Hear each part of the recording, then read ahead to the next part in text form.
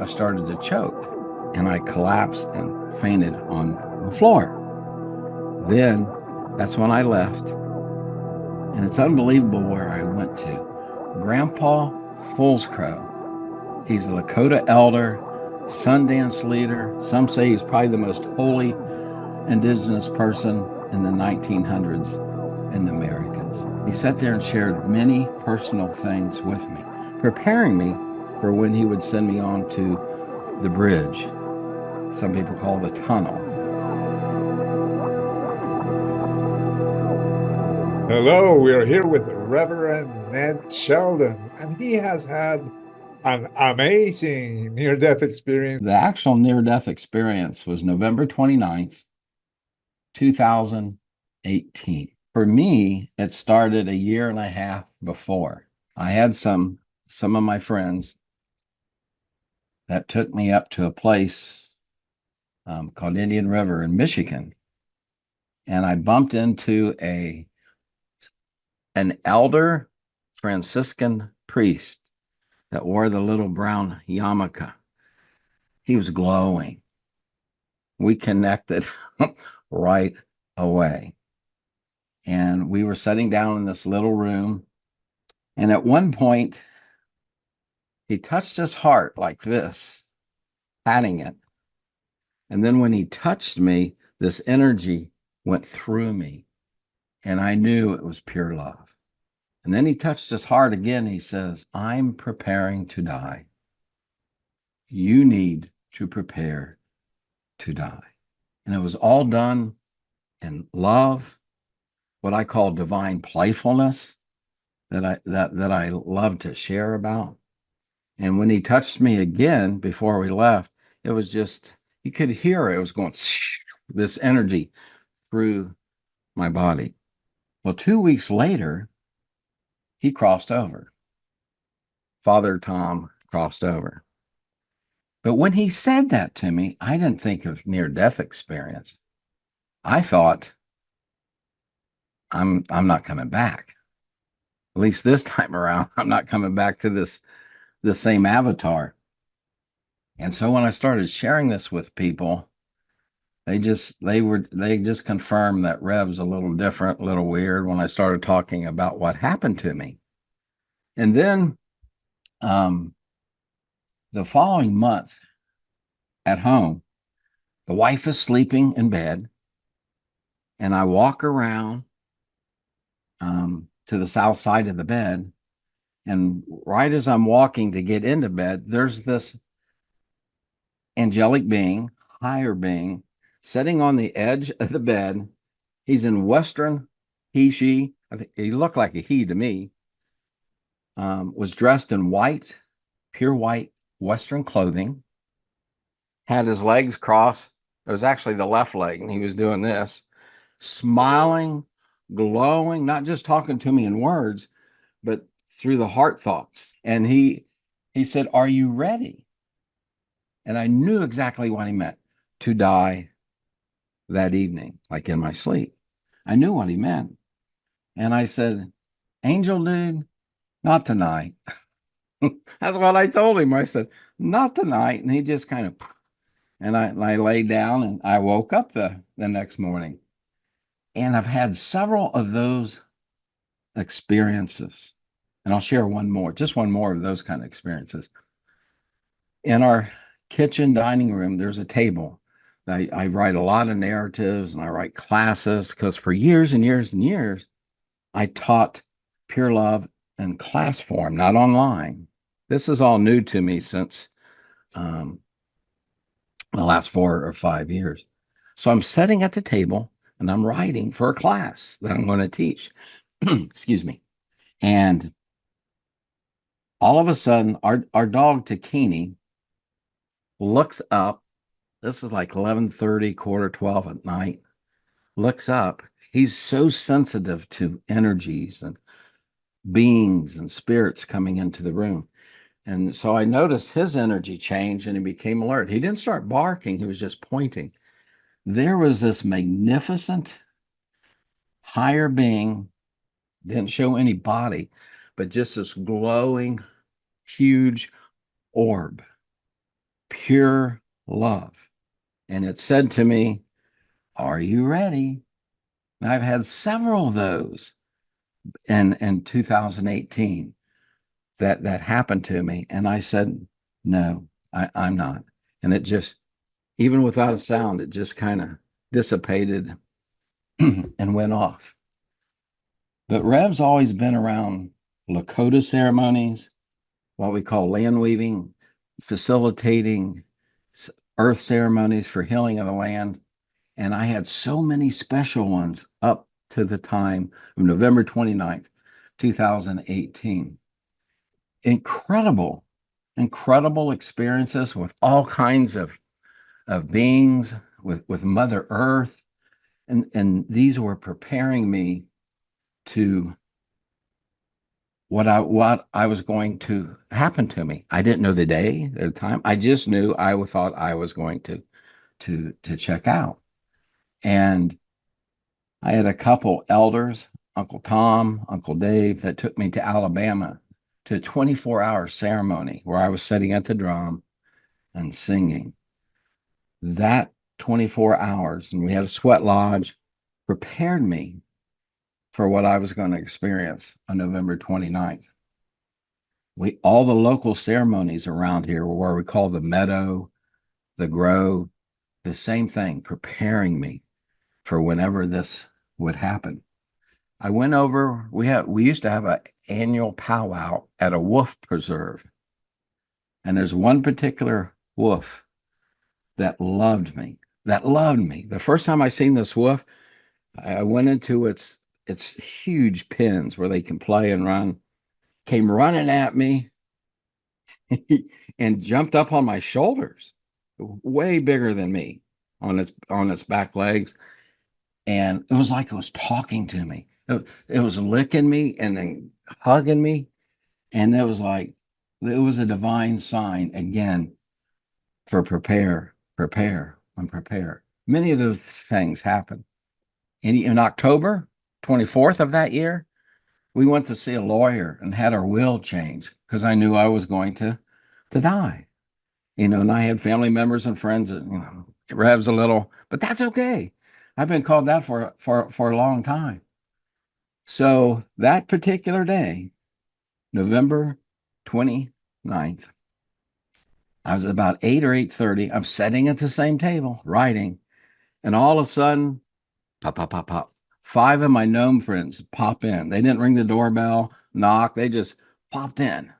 And I've known them, and we've done things together in ceremony. And they're looking at me with a serious look. And they say to me, the dark church spirits desire to destroy you soon. And then they popped back out. And I'm sitting there. It must be getting close. I thought to myself, after a year and a half, I said, it must be getting close. So I finished the study, and the wife and I went to a local restaurant, a chain that's is known across the United States. And we got there about 2:00. About 2:15, I had my water and my coffee, coleslaw and some crackers. The meal hadn't come yet. And I've always had a swallowing disorder for a long, long time. And I started to choke. My usual procedure, I have a rollator. I'd get my rollator, go in the bathroom and try to dislodge it. But as soon as I stood up, I knew this was different. I wasn't being choked physically. This was my old nemesis that I've dealt with for a long, long time, of dark energy, which in reality, through all the years, I found out was a great teacher. But I call him the nemesis. And this pressure, I used to, back in my healthy days, go to the gym and lift so I could walk. Because when I was 29, I was having a hard time walking. So I would go to the gym and I was very, very strong. But this force just like crushing me, like choking my whole body, not just my throat. And I collapsed and fainted on the floor. And my wife has done the Heimlich maneuver on me. She did that. Assistant manager Susie tried it.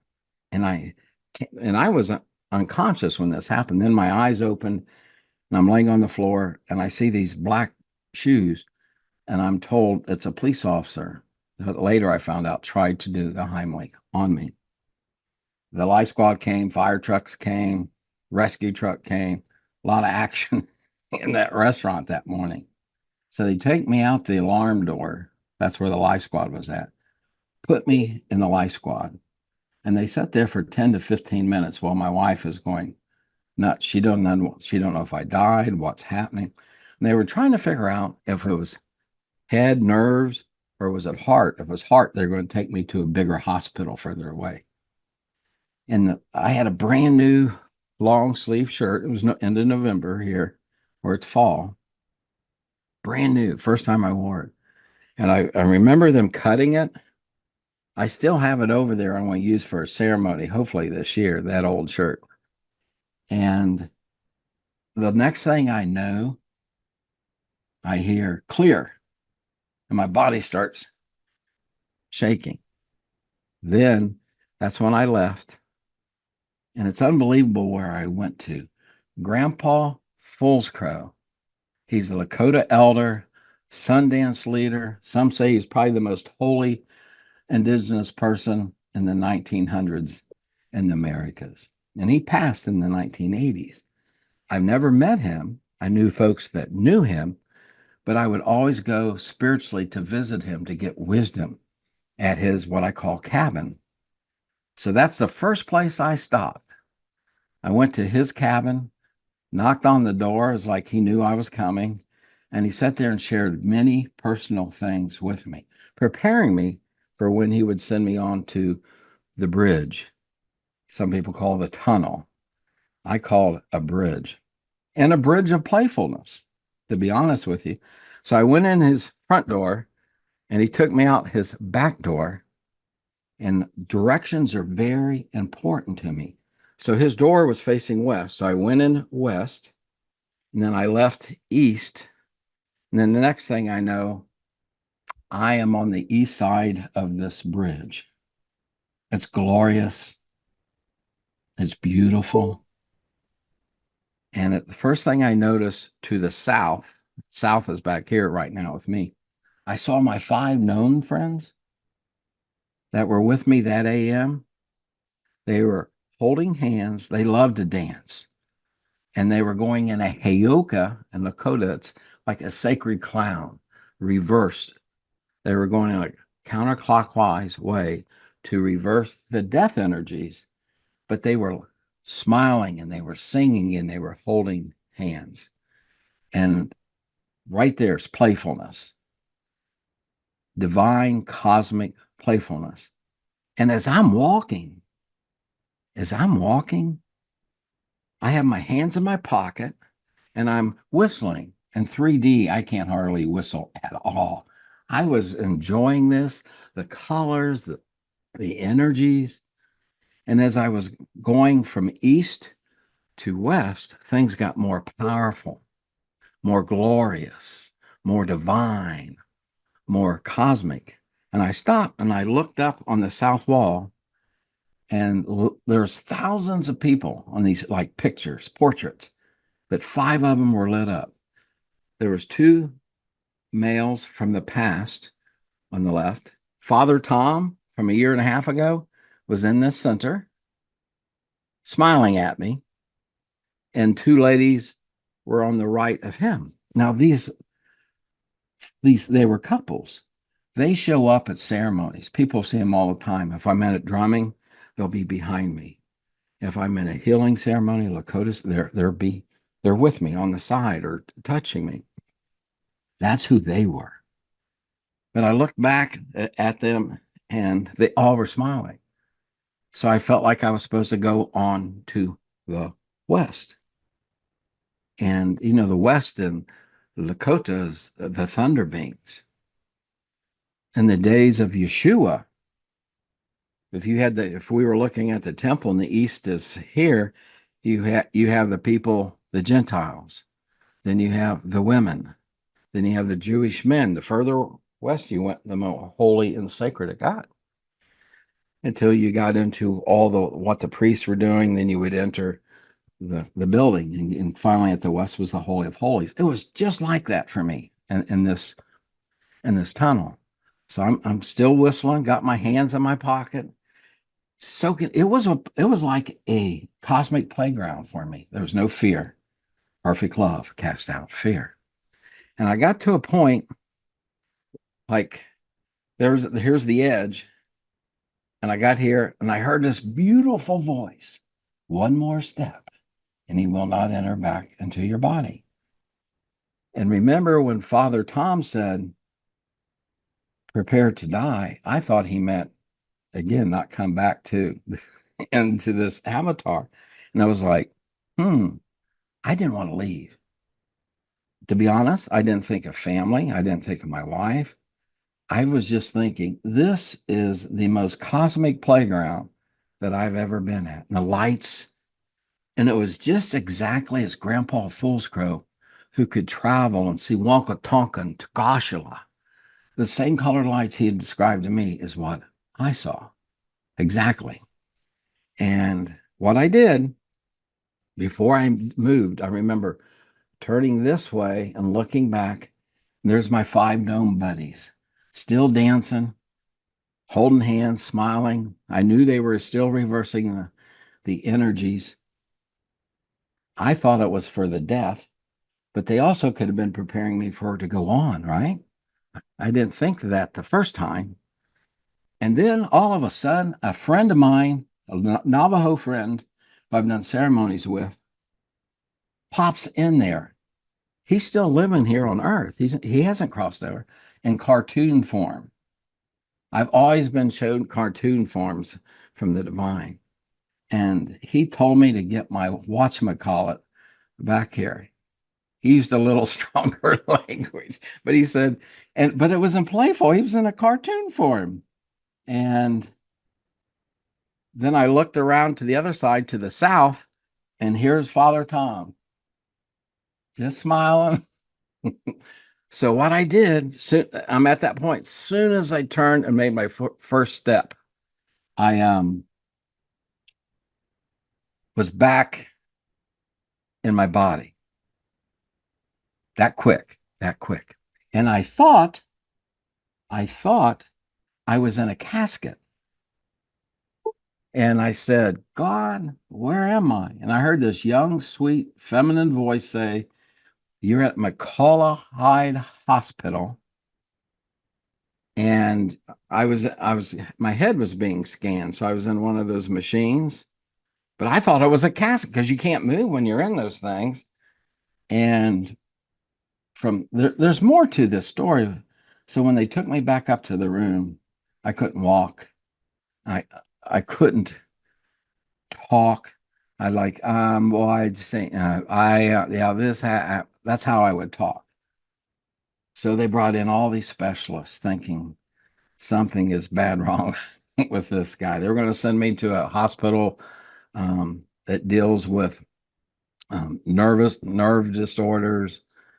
And they had all these plans, and they had all these different kind of therapists starting to visit me. Our daughter, who I've always called Sunshine Kid, remembered the weekend before we had a ceremony in a sacred place we call the Meadow.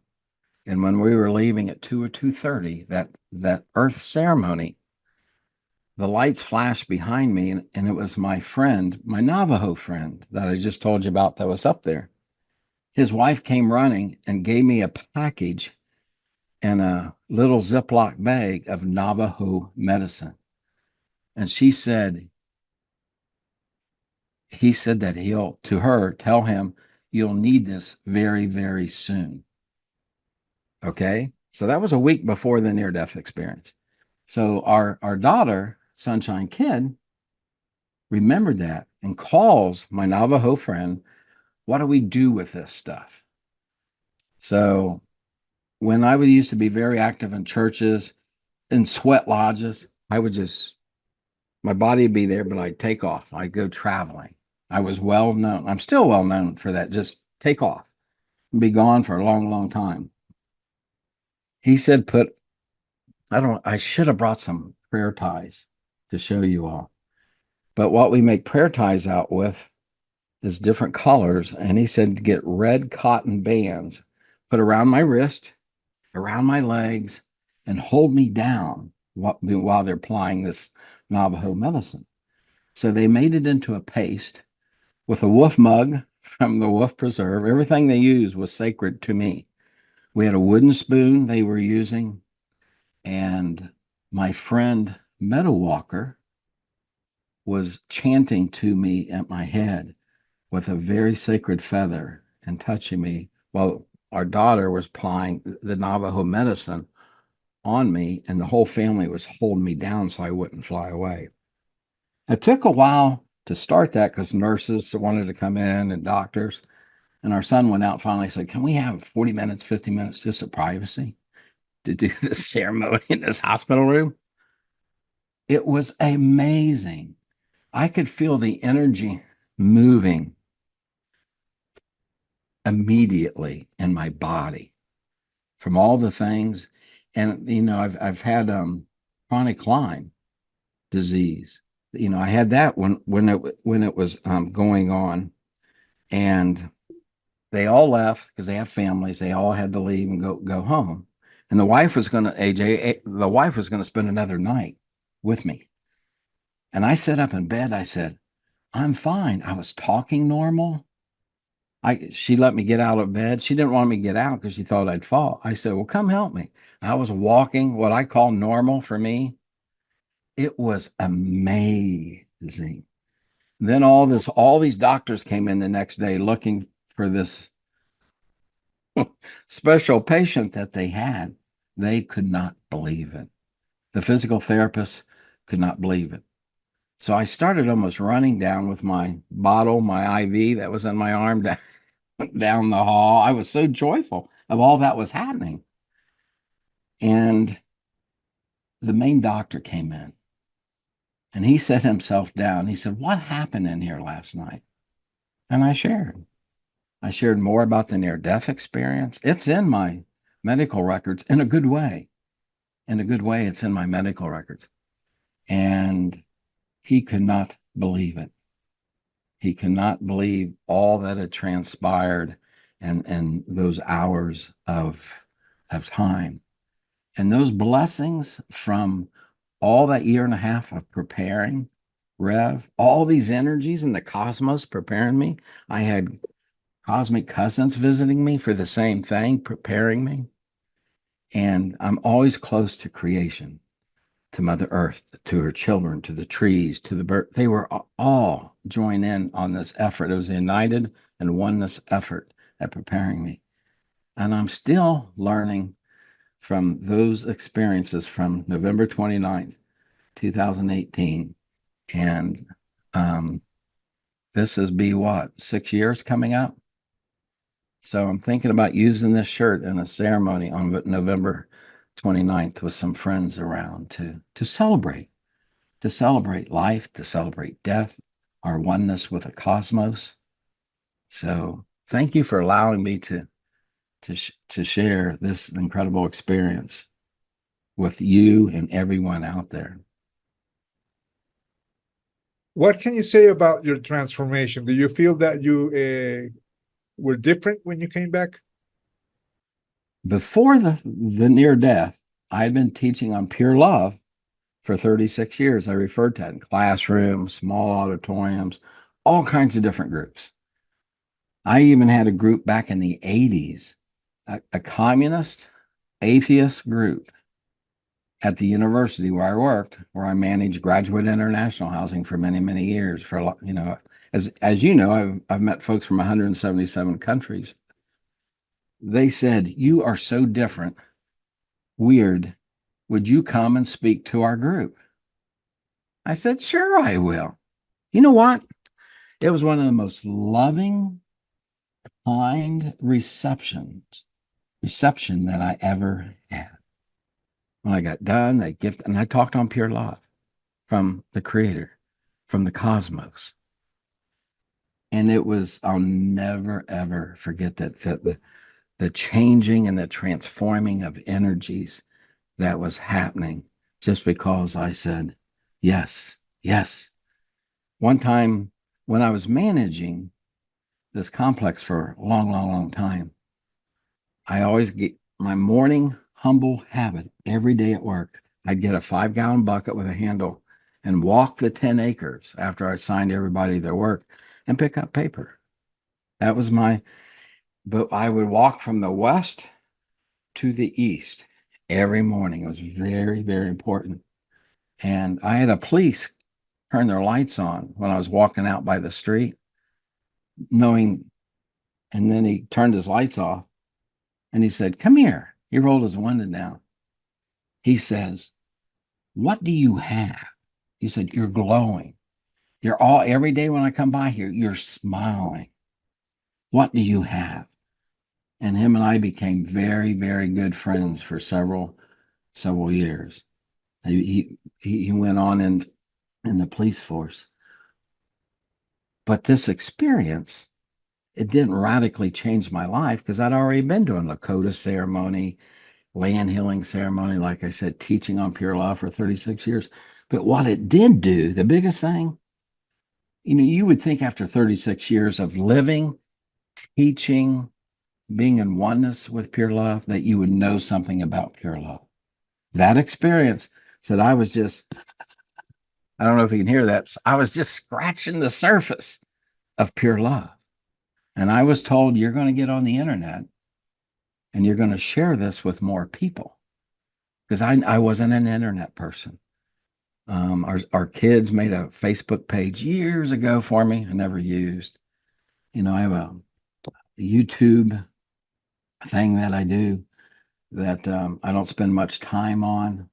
They said I've been at 8, 9 years, but I just started this like 3 or 4 years ago, the little YouTube thing, but I don't spend much time on it. So being out there and meeting even more people from around the world, like I did at work, is just perfect for it. Meeting you. What a gift. What a beautiful gift meeting you, AJ. That would be the biggest thing, is a little wider audience to share about pure love and playfulness, the playfulness of the divine. That doesn't fit with a lot of people's theology, if you will, or experiences, the playfulness of the divine. Even in my trying times, it's always just like, who would think a near-death experience is a playground, a playful thing, a divine playful thing. That's how I mean, gnomes, cartoon, a person that turns into a cartoon, the priest that tells you a year and a half ago, you're and all these 4 people are with me at all these ceremonies. And then the creator, these divine energies and light. And by gosh, I could whistle up there. That was important to me because I thought, man, I can whistle up here. So that was the biggest difference, is opening up and having a bigger audience. It didn't really change me because I was still doing all these things constantly, meditating on our back deck of oneness. The birds come, it's just amazing. But it did open up beautiful connections to know people like you and your audience. These are gifts that keep unwrapping, divine gifts that keep unwrapping. So thank you. But did you learn something more with this experience? What did you actually learn besides having the opportunity to share it with more people, etc.? Uh, did you learn something about death or about God or about this divine energy? But one of the things that came through, and I've already referred to it, is when I was little, a baby to toddler, my mom used to say, she would put a sheet on the floor. So this had been 54, 55, somewhere in there, 1955, and set me down in the middle of the sheet, get a bowl of flour, a wooden spoon, and some pots and pans. And she said I'd play for hours. that playfulness. And as I grew up, even as a kid, I was in the woods. I knew the playfulness of the creator, of creation. And I could go on with that. But on my near death experience, it took it to a whole nother level of the power of playfulness for me. A lot of people don't understand that, but it did take me to a deeper level of the playfulness of the creator. And I'm working on a couple videos about the playfulness of the divine, the playfulness of the cosmos. And so many people, oh, this is happening in the world, this is happening. I've had a lot of negative things happen to me, just like to you, to anybody out there. But seeing it in those kinds of energies, wrapped in pure love, it's like a cleansing effect for me on a daily basis. I look for the mystical every day within this playfulness, and it's there. It's there. And sometimes it gets into our grandchildren. Last month we had a bird run into the back window, the door where I sat, okay? And I saw it go hit the deck, and its wing was all bent up, and I saw it walk and just turn over. I couldn't see it breathing anymore. Just so happened our granddaughter, who I call the Oak, I called her, and she loves animals. She's a farmer. She picks this bird up that's not moving and goes, and it flew away. Mystical things like that happen all the time. And to answer your question, AJ, it's the playfulness that was reawakened in me when I went through that near-death experience, the divine playfulness. And again, a lot of people don't put that with God or their faith or their religion. But I did have taught on that a lot, but it was like renewing that I had in me, and to share that, which I do at times, but I think I want to be sharing it more at times too. Did that answer your question? Yes, yes. It's interesting because the Hindus, they talk about the lila of the world, which is Yeah. the playfulness, Playfulness, yes. or the play. They say this universe is a playground, and that God is simply playing, having fun, and that is an explanation from the Hindus. What about the Lakota Indians? How did you get in contact with them and with that culture? And what is your relationship with the Lakota? Very good question. First of all, my mom had Cherokee in her, and she had a cousin who was Cherokee, and his European name was Doug. So I was named after the Cherokee cousin. But the Lakota, we used to have a shop, interesting, called Navajo Gallery that was in our local town. We live out now in the country, but it was in our local town. And bless Shirley, she's crossed over. But she would go out on the reservations and get handcrafted things, real, and bring them in and sell them. And she would have beading classes. And the wife and I went there on a regular basis. And then we started bumping into Uncle Dave, And the first thing you know, he invites me to a Lakota sweat lodge. This is 31 years ago. And that started an incredible, incredible friendship of sweat lodges.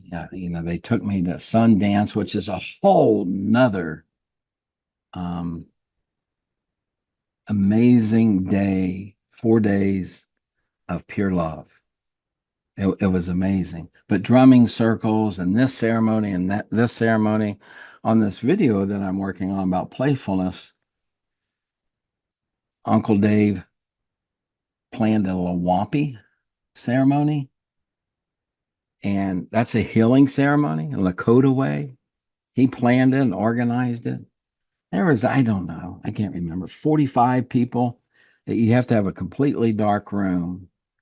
And they sat on the floor and you lean up against the wall. The altar, I'm sitting in a chair because of my health, and the altar is right at my feet, and the drummers are to my left.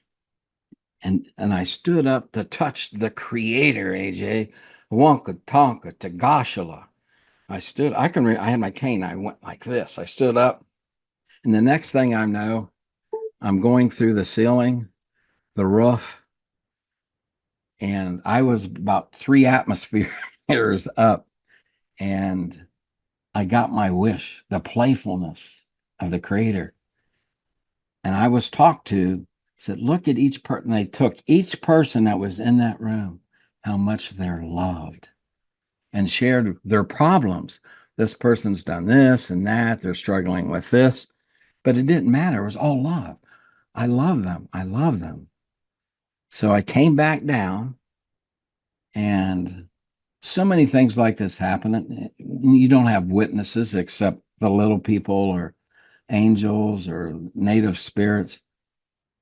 After every Lakota ceremony, we have a food sharing. Everybody brings, and it's delicious. Uncle Dave was sitting with me. We're sitting by side. He's a very wise, wise man. And he said, you know, during that certain song, because the drums were playing, he said, during that song, I saw a great white light take off and go through the ceiling.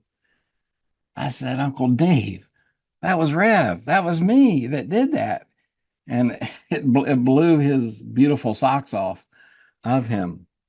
But and with him, I've been thinking about him a lot the last couple of days. He's got Parkinson's now, but we've had so many playful things.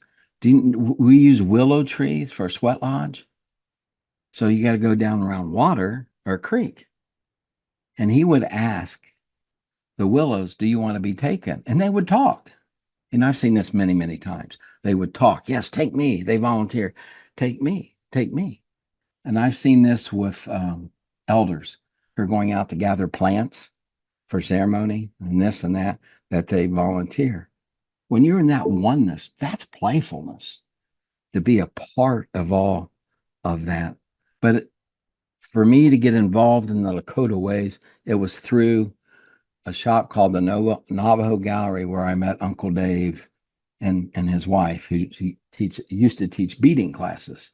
So that's how we really got together. And we're very, very close. We're both Chanupa carriers. Now he's a sun dancer for 30 plus years. He's amazing. He's amazing. But even when we get together and pray with the Chanupas, the sacred pipe, we've had playful things happen. Spirits will zip through us and make sounds, and every day is amazing. It really, really, really is. So it was through Uncle Dave that I got involved in the Lakota. Very good question. What would you tell people who are afraid of death and who are, maybe they recently had a loved one that passed away, or maybe they have a terminal disease, or simply they may just be scared of dying? What would you tell these people? I'd like to share a couple experiences that may explain this. Our son-in-law had a grandmother that was very negative in life. She wouldn't come to the wedding of our daughter and her grandson. And she would do mean things. And I was just taking out an African friend who was leaving the university. He just received his master's in geology and was going to LSU um, for his PhD, which is a whole nother story. But I get a phone call. Can you come to the hospital as soon as possible? Grandma's in ICU. So I knew her energies. I knew her background. So I prepared the revned and beautiful ways and loving energies. And when I got there, her 2 daughters were there, and one of them was Matt's mom. So I used to do hospital visits. So I'm laying down on the bed next to her. She's in a coma. I grab her hand and I start whispering to her how wonderful she is, how beautiful she is, and to release what's ever within you that's holding you back from where you know you're going. You know, she was on her deathbed. And I did that for a long time. I said, you're a gift. You are really a gift to this family, to this, just let this go. And the more I talked, she's in a coma. The big smile from ear to ear. And her grip on my hand got tighter and tighter and tighter. Love was in this room. And while I was still there with her, her daughter said, we've never seen our mother so happy or this energy's around her right now. We've never seen it. Because this was a lady that was never prepared for what was getting ready to happen with her. And she died that morning. But when I tried to pull away, she wouldn't let go. She's in a coma. She wouldn't let go of my hand. And when I left, she had this big old smile on her face. So that's very, very helpful. My cousin Tim, 10 years older than me, often would live at our house for great amounts of time. He was 20 years in the Marines, and he was weather. He was a meteorologist. So he would tell me at 13, 14, 15, 16 about near-death experiences. He would get a book for me to read about near-death experience. He would tell me about cosmic cousin ships because he would see them being a meteorologist. He was in Okinawa, where he spent a lot of his time, but he prepared me for what was coming down the road. And he was a chain smoker, and he would carry oxygen around the last few years of his life. But he was in ICU and was ready to die. So the wife and I went up there to visit him, and I was told this is the time for him to cross over. So I went into, he was named after my father. His name was Brian Timothy, but we all called him Tim. And I said, you are so loved. I just spoke to him like I've done to so many people crossing over. I said, you are so loved. Just let go and receive what's ahead of you. There's no reason to wait around anymore. Diane and I are here. I thank you for all you've taught me, all you've done. Now you can do more on the other side for me. And within 2 or 3 minutes, he went very, very, very peaceful. I just like to share one. I've had many of these. One that touches my heart that I may cry. My grandma Sheldon, my dad's mom. My dad died way before her. I'd go visit her every week. She was amazing. You know, in her 98, she would say on July 7th, 1917, this tree over here in the sun. That's how she was. I can't remember what I did early this morning. But she went into a coma. And there's a lot of why she got ill and all of that, which is a whole nother beautiful, beautiful story. So I was holding her up. And I don't know how many people have helped people cross over, but I could feel her energies. And I laid her back down because I had her close to me, and I laid her back down and I had her hands. You can feel the energy leave and come back in. You can feel the energy leave and come back in. Now, this is playfulness also at that moment of death. And then all of a sudden, she opened her eyes, looked straight through me to her mother, and she says, Mom, I'm coming over. I'm coming over. I'm crossing the waters. That's what, and her mouth said that, but her eyes were wide open. And then all of a sudden, she was back in the coma. And within a minute, I could feel the energy leave, and it never came back in. It was so wonderful, so beautiful. A gift to grandma, a gift to me of the playfulness. But to answer your great question, a lot of people do not know how loved they are, not just by human beings, but higher beings, whatever you want to call them. We have all these different names for them. Angels. I always have these beings around me that we are so loved. We're so important that we all have the immortal. When I manage graduate international housing, 177 countries I met people from, I saw what would be a good word. Immortal diamond was in every one of them, but they did not recognize how incredible they were with that divine, whatever you want to call it, the divine spark, the divine energy. And this is what I would share with people that I've helped cross over is that. And it was changing them to prepare them for a peaceful, loving transformation to the other side. And there's always this playfulness. That's playful. It's the reason the gnomes are all around me. They're so playful, and they've taught me so much about who I am and about playfulness. And again, they were at the beginning and towards the end of my near-death experience. They were there. They were a key part of the playfulness of the divine. Now, playfulness can be through suffering, through the things that the wife and I have gone through. I can see things in that light, and I appreciate that because that's part of what motivates me each and every day. Thank you. If anyone wants to contact you or follow your videos and your social media, where should they go? There's on Facebook, there's Revned Sheldon on Facebook.